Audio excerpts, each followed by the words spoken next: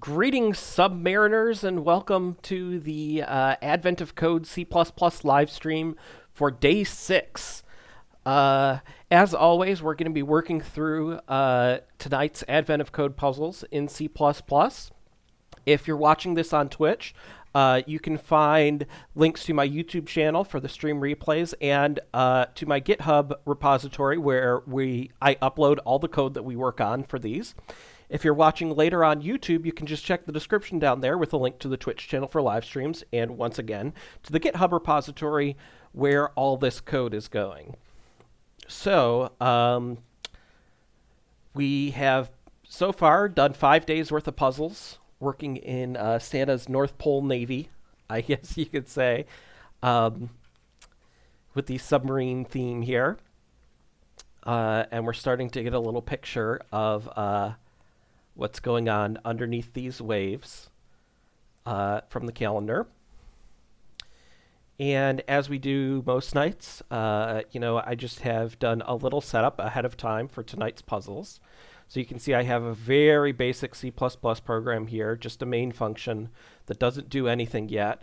I have included my check and IO libraries because we use those pretty much every day for assertions and to read the text input that we get from the puzzle. And I've got this little build file here, which just tells the Bazel build system that we're using how to build that and what its dependencies are. We can even just, go ahead and, run it here. Nothing happens as we expect because it's just a trivial, almost empty program. So you'll probably remember yesterday we worked on kind of this map problem in a two-dimensional space where we were looking at ocean vents and kind of counting up how many times the lines crossed. The way that we chose to do the solution yesterday was to kind of have a dense representation of the grid and then just count up everything in the grid. By dense representation, I mean that, all the cells, even the cells that have no volcanic vents on them, we still had 0 cells in this representation of the grid here. I did look around and I saw that some people online chose to use a sparse representation where they just have like a set or a map where they only store cells that have at least one line of volcanic vents going through them. I think that's a totally fine approach too. Which one performs best kind of depends on how dense the actual volcanic vents are in the solution. But we're at a stage right now in the puzzles where it's early enough that the puzzles are still kind of simple enough that you don't have to optimize them too hard for performance. But I have seen in previous years that as we go on day to day, not only do the puzzles get a little more trickier, a little more difficult, but sometimes, they start to have a performance component to them where the brute force approach to solving the puzzles would not finish in a reasonable amount of time. So you have to think of something a little more clever. But what I often do when I encounter a puzzle like that for Advent of Code is that I kind of like map out how to solve it in brute force at first, and then if we see that the brute force solution is taking so long, then at least we kind of have the basic shape of how the solution should look, and we can work on optimizing parts of it to get it going faster. So we'll see when we actually have to start doing that kind of performance optimization in these puzzles, but so far we haven't really needed to. So we have less than half a minute till the day 6 puzzles unlock. Exciting times.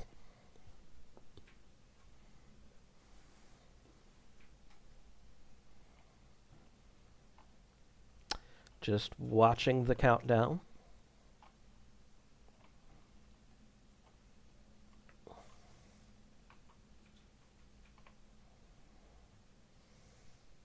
Okay, let's get into it. Lanternfish. Seafloor's getting steeper. Maybe the sleigh keys got carried this way. A school of lanternfish swims back. You must They must spawn quickly to reach such large numbers. Maybe exponentially quickly? You should model their growth rate to be sure. Each lanternfish creates a new lanternfish once every 7 days. However, this process isn't necessarily synchronized between every lanternfish. One might have 2 days left until it creates another one, while another might have 4. So you can model each fish as a single number that represents the number of days until it creates a new lanternfish. Furthermore, you reason a new lanternfish would surely need slightly longer before it's capable of producing more lanternfish, 2 more days for its first cycle. Suppose you have a lanternfish, starts with a timer of 3. After 1 day it becomes 2, another becomes 1, another day it becomes 0. After another day, its internal timer would reset to 6, and it would create a new lanternfish with an internal timer of 8. Okay. Got it. A lanternfish that creates a new fish resets its timer to 6, not 7, because 0 is included as a valid timer value. Okay. Realizing what you're trying to do, the submarine automatically produces a list of ages of several hundred nearby lanternfish. Okay, so we've got a comma-separated list, it looks like. And we have all the internal values here. And simulating, we get all these values for all these fishes. This example, after 18 days, there are a total of 26 fish. After 80 days, there would be a total of 5,934. Find a way to simulate lanternfish. How many lanternfish would there be after 80 days? Okay. So let's go ahead and get our puzzle input here.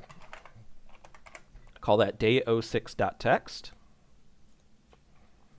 And let's just see what that looks like. Okay, so it's just a comma-separated list. So we will go ahead and read in that file using one of our pre-written routines here, read file, and we'll just pass the first argument to the program to that. And then each one of these, well, it's just going to be comma separated, but we'll go ahead and say that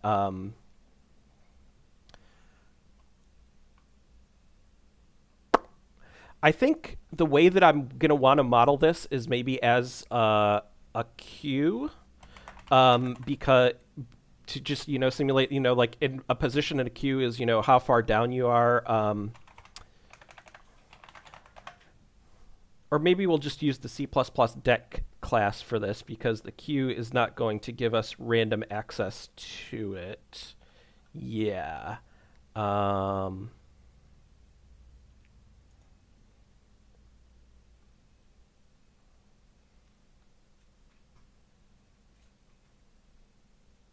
Yep, that's what we're going to want. So the reason why I want to use the deck class is because we can efficiently, push stuff onto the end and pop stuff off the back of it. And we'll say that like the front of the deck is the lanternfish with a timer of 0, because every day we're going to be shifting everything 1 down, so we're just kind of be rotating around this list. And so I think a deck is going to be kind of a natural data structure that'll make it easy to do that. And each element of the deck will be the count of the number of lanternfish that have that particular timer value. So I'm going to say we'll have I'm just going to include deck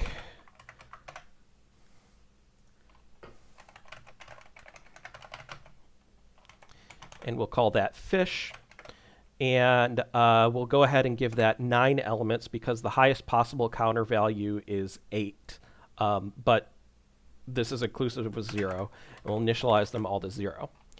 And so now we will go through, we'll split the input by commas using abcel stir split. So we'll say for string view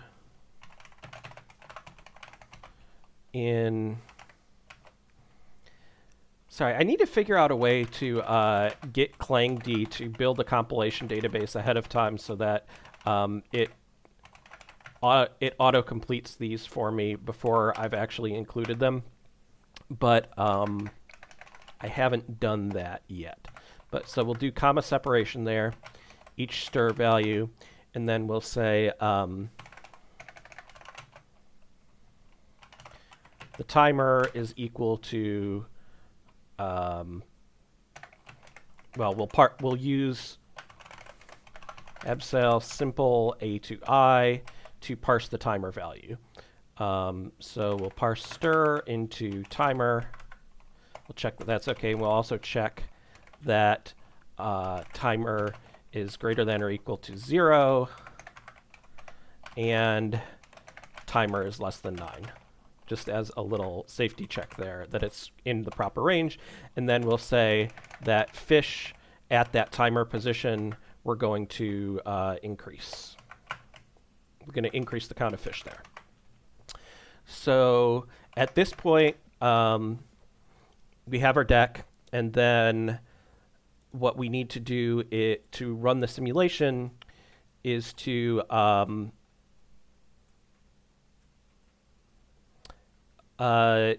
for all the basically for all the zeros at the front of the deck. So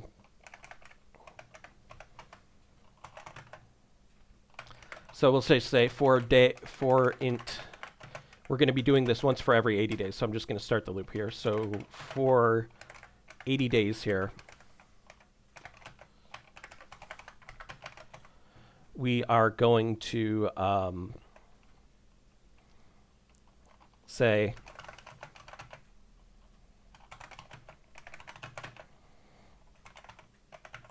you say fish.front is the zeros, and then we're going to pop the front, so everything that's not a 0 is going to be reduced by 1 now.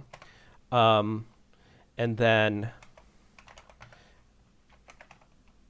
the 6s are going to increase by that number of zeros, as are, and then at the end of the list, we're going to push on the 8s that are also going to increase by that number of zeros. So we'll say fish.push back zeros. Okay.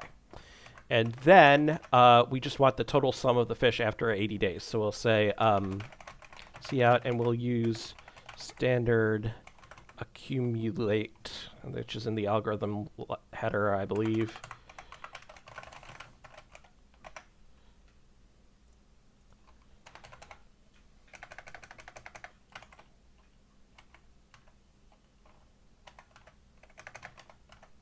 It's not wanting to autocomplete. But I think am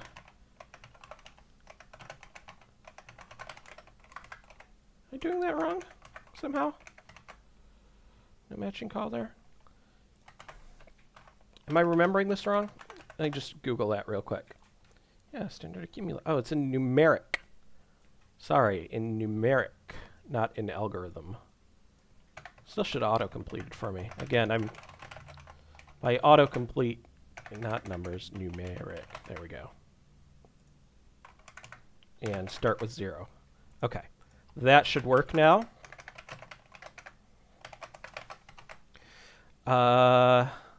So we just need to add a dependency on the abscel strings library to our build file for this. And we should be able to run our program on the input and get a result. Okay, so it says there's 374,927 fish. That's a lot of fish, but let's see if we are correct.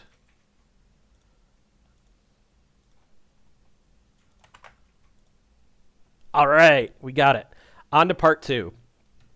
Suppose that the lanternfish live forever and have unlimited food and space. Would they take over the entire ocean?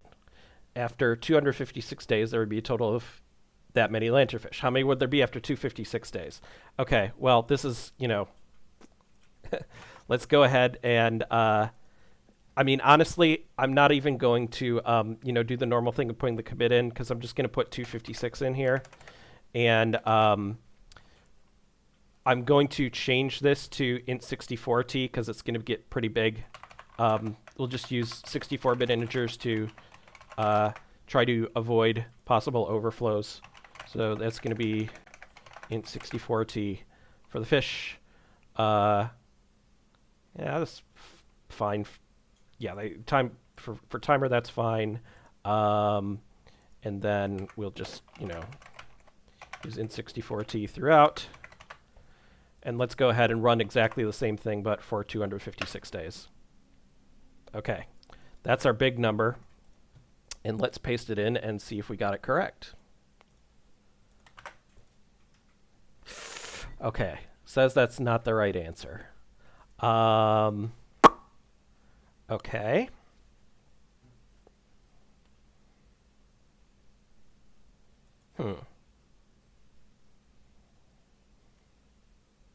Oh, you know what? This needs to be int64t as well. So I just noticed that, when we were popping the zeros there, we were saving it as an int, and really it needs to be int64 as well, because that's going to get quite big, and that is a bigger number, which I suspect is the actual right answer. Again, it's a thing of C++ will narrow integers for you without any complaint or any warning. So, that's what happens. I have 16 seconds left to wait because my guess went in too quickly. So we'll just slowly wait. This is to prevent you from spamming guesses, I guess. But I'm pretty confident about this now. All right, we got it. Hey, and we got 678 on this star's leaderboard. That is definitely the best that we've done this year. And it would have been even faster if I didn't make that little mistake of missing int for the zeros here. So this one we got pretty quickly. I'm pretty happy with the results here. I think that the main thing that made this work well is that I realized instantly that all the fish with the same timer are the same. So we don't need to simulate each fish individually. We can just have this rotating list of how many fish exist with each timer value and keep, shifting everything forward and rotating around. And we can simulate the entire species of fish essentially with just this deck with 9 elements in it, instead of having to simulate each fish individually. And I think that this is one of those situations where if you did simulate each fish individually, then maybe the 80 days you could come to an answer in a semi-reasonable amount of time, but 256 days you really wouldn't, because you would have, you would have more fish than, well, honestly, you'd probably run into memory problems because, you needed to keep track of each individual counter. And that's well beyond the limits of a 32-bit integer, so you would be using a whole lot of memory if you tried to simulate each fish at once. But yeah, I'm pretty happy with the result today. Let's go ahead and look at our stats before we finish up the stream. So personal stats, part 2, 678. Yeah, definitely the best we've seen so far this year. So yeah, I feel really good about that. I hope you all enjoyed this stream. I hope you all, had fun with this one tonight.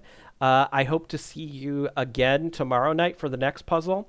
As always, if you're watching the live stream on Twitch, you can find links to the GitHub repo and to YouTube replays in the channel profile. If you're watching the replay on YouTube later, there's links to the Twitch live streams and the GitHub repo right down there in the video description.